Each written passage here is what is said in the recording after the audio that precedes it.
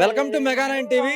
నేను దేవా. తెలంగాణ ముఖ్యమంత్రి రేవంత్ రెడ్డి అయితే ప్రధాని మోడీ మీద అయితే కొన్ని కీలక వ్యాఖ్యలు చేశారు. మోడీ అసలు బీసీ కాదు అనే సంచలన వ్యాఖ్యలు అయితే చేశారు. ఇదే విషయంపై మనతో పాటు మాట్లాడడానికి ఆర్మూరు ఎమ్మెల్యే పాడి రాకేష్ రెడ్డి గారు ఉన్నారు. వారిని అడిగి తెలుసుకుందాం. సార్, ఈ వ్యాఖ్యల పట్ల మీ స్పందన ఏ విధంగా ఉంది సార్? ముఖ్యమంత్రి గద్దె మీద కూర్చోడానికి అర్హత లేనోడు, ఏ పార్టీలు ఉంటాడో తెలియనోడు, 3 పార్టీలు మారినోడు, ఓటుకు నోటు కేసులు అడ్డంగా దొరికిపోయినోడు, గౌరవనీయ ప్రధానమంత్రిని ప్రపంచమంతా వేన్నాళ్ళ కొన్నాడుతున్న ఒక గౌరవనీయ విశ్వనాయకుడిని నోటికొచ్చినట్లు మాట్లాడడం ఎటువంటి నైతిక అర్హత లేనోడు. దాన్ని మేము లెక్కలోకి తీసుకోవడలేము.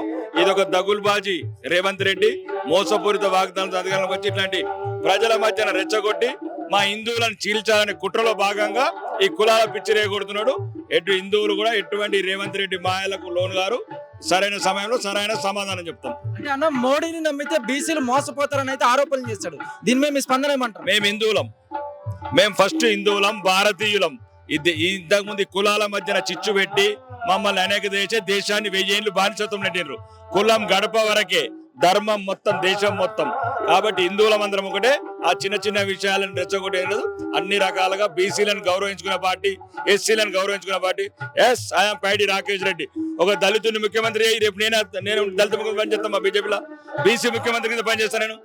ఈ రేవంత్ రెడ్డి రెచ్చగొట్టే వ్యాఖ్యలతో, దిగజారుడు వ్యాఖ్యలతో ప్రజలు విడిపోయే సమస్యనే లేదు. చూశారు కదా, అంటే మొత్తం మీద గనక మోడీ మీద ప్రజలకు బీభత్సమైన నమ్మకం ఉంది. మోడీని ఎవరు కూడా కించపరచలేరు. మోడీది ఎవరైతే ఏం అనలేరని అయితే పాడి రాకేష్ రెడ్డి అయితే చెప్పుకొచ్చారు.